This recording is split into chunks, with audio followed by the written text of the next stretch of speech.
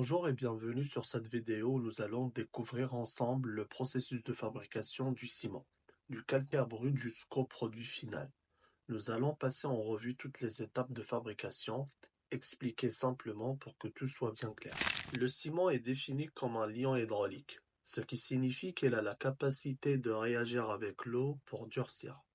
En pratique, il se présente sous la forme d'une poudre très fine. Lorsque l'on mélange avec de l'eau, il forme une pâte malléable qui, grâce à des réactions chimiques, durcit progressivement avec le temps. Pour fabriquer du ciment, deux matières premières principales sont nécessaires. Le calcaire, qui est une roche sédimentaire, et l'argile, qui est riche en silice et en alumine. L'extraction de ces matières se fait en deux étapes. Le calcaire est extrait dans des carrières souvent à ciel ouvert. Des explosifs sont utilisés pour fragmenter les roches en blocs. Ces blocs sont ensuite transportés à l'aide de camions de grande capacité appelés dumpers. L'argile, lui, est extraite à l'aide d'excavateurs, puis transportée par camion vers l'usine. Les matières premières sont acheminées vers le hall de concassage où on réduit la taille de blocs de calcaire. L'objectif étant d'obtenir des fragments d'une granulométrie limitée, qui est généralement autour de 100 mm.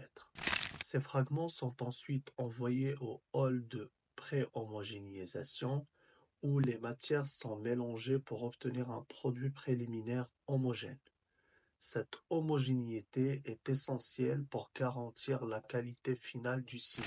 Après la pré-homogénéisation, les matières passent dans une étape de broyage.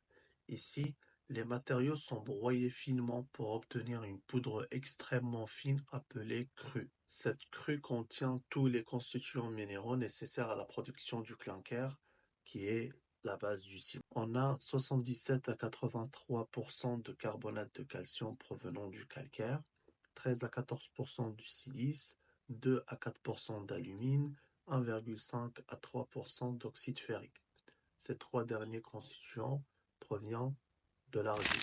Une fois la poudre préparée, elle est acheminée vers la tour de préchauffage. Grâce à la réutilisation de la chaleur produite par le four rotatif, la poudre crue est réchauffée et circule dans les cyclones en sens inverse.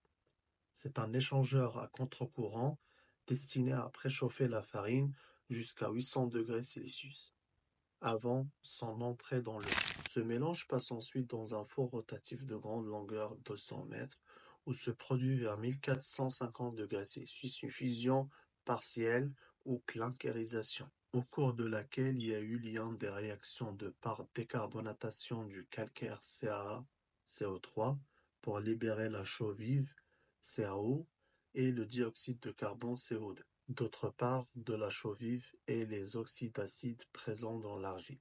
Les silicates et aluminates hydrauliques formés lors de cette cuisson, clinkerisation, sont le silicate tricalcique 3CaO SiO2 que l'on écrit C3S, le silicate bicalcique 2CaO SiO2 que l'on écrit C2S, l'aluminate tricalcique 3CaO Al2O3 que l'on écrit C3A, l'aluminate ferrite tétracalcique 4CaO Al2O2 Fe2O3 que l'on écrit C4Al. L'objectif de cette étape est de refroidir le clinker dont la température varie entre 1200 et 1450 degrés Celsius à la sortie du four, pour atteindre environ 50 à 250 degrés Celsius. Ce refroidissement est assuré par une série de ventilateurs qui insufflent de l'air frais, permettant ainsi une baisse rapide et contrôlée de la température. Le broyage est effectué de manière continue dans des broyeurs qui sont alimentés par les stocks de clinker ainsi que par les différents constituants secondaires et ajouts nécessaires à la formulation finale du ciment. Voici les différents types de constituants secondaires. On trouve le laitier. C'est un matériau hydraulique qui est produit à partir de la fabrication de la fonte qui est brusquement refroidie. Sa composition chimique comporte de l'oxyde de calcium ou la chaux à l'ordre de 45 à 50%. 25 à 30% de silice, 15 à 20% d'alumine et 10% d'oxyde divers. On trouve aussi les cendres volantes, V ou W, qui est un déchet produit par la combustion du charbon dans les grandes chaudières industrielles. On a deux sortes de cendres volantes. La cendre volante siliceuse, V, est une poudre fine constituée principalement de particules sphériques vitrifiées ayant des propriétés pozzolaniques. On trouve aussi la cendre volante calcique, W, qui est une poudre fine ayant des propriétés hydrauliques et eau pozzolanique. Troisièmement, le pozzolane est un produit d'origine volcanique, appelé aussi cendre volcanique ou sédimentaire, essentiellement composé de silice, d'alumine et d'oxyde de fer. Les fillers, ce sont des constituants secondaires des ciments, donc ils ne peuvent jamais excéder 5% en masse dans la composition du ciment. Il s'agit de poudres minérales très fines, généralement inertes, mais pouvant parfois présenter des propriétés légèrement hydrauliques ou pozzolaniques.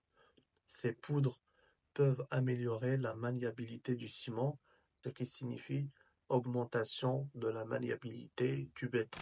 À la sortie du broyeur, le ciment est acheminé vers des silos de stockage. Il peut ensuite être soit ensaché dans des sacs de 25 kg ou 35 kg, soit expédié en vrac. L'ensachage est effectué grâce à des machines automatiques capables de remplir entre 2000 et 4000 sacs par heure, utilisant des sacs en papier Kraft. Quant à la livraison en vrac, il est assuré par des camions-citernes, des wagons ou des péniches pour répondre aux besoins des clients. Passons maintenant à la présentation des principaux ciments. On trouve premièrement le CPA-CEM1, c'est le ciment Portland. Il contient au moins 95% de clinker et éventuellement un constituant secondaire pour complément 100%. On trouve le CPG CEM2 classe A et B, c'est le ciment Portland composé.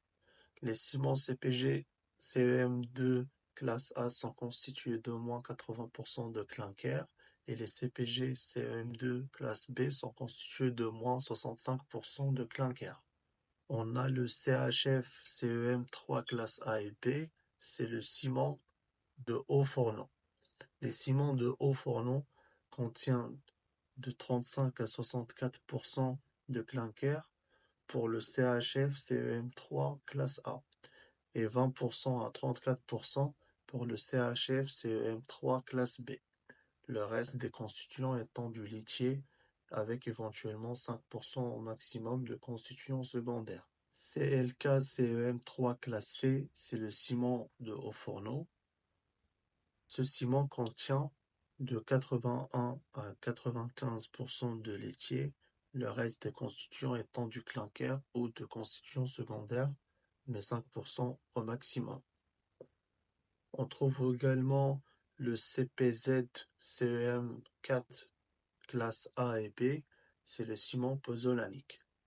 Les ciments pozzolaniques contiennent de 65 à 90% de clinker pour le CPZ CEM4 classe A et de 45% à 65 à 64% pour le CPZ CEM4 classe B.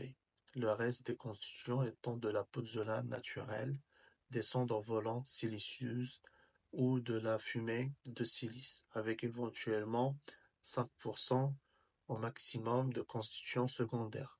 On trouve finalement le CLC CEM5 classe A, qui est le ciment au laitier et aux cendres. Ce ciment contient de 40% à 64% de clinker, de 18% à 30% de cendres volantes siliceuses et de 18% à 30% de laitier, avec éventuellement 5% au maximum de constituants secondaires.